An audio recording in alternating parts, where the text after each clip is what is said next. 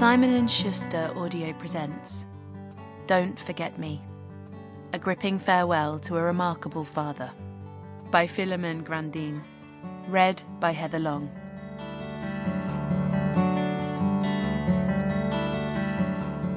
"2016. Your dad asked me to call. It's full of journalists here. It might be a good idea if you come as fast as possible." "Why? What's wrong?" "Bob Dylan got the Nobel Prize." I leave my lunch untouched on the kitchen table. A brush of mascara, and then I cycle as fast as I can.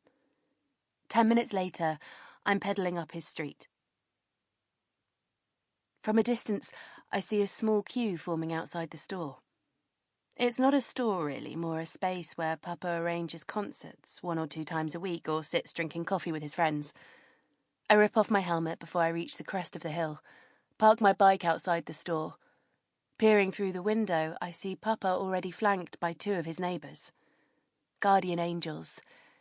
"Here comes the daughter, let her through." I enter the store feeling embarrassed by the importance I'm given. They explain that they've drawn up a list of who goes first and that the journalists are waiting outside until it's their turn. Papa is sitting on his throne in front of the computer, a tall desk chair upholstered in black leather. It's actually not a desk chair.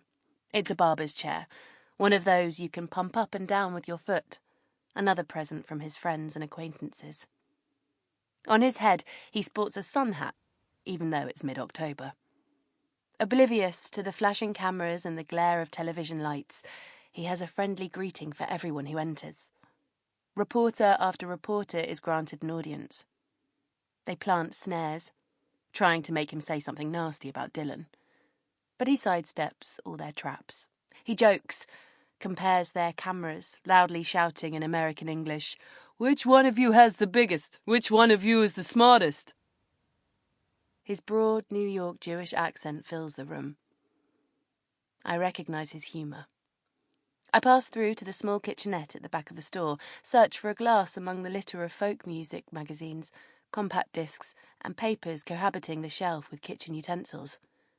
Finally, I find one that is not too dirty. I fill it with water from the basin in the toilet, trying not to breathe through my nose.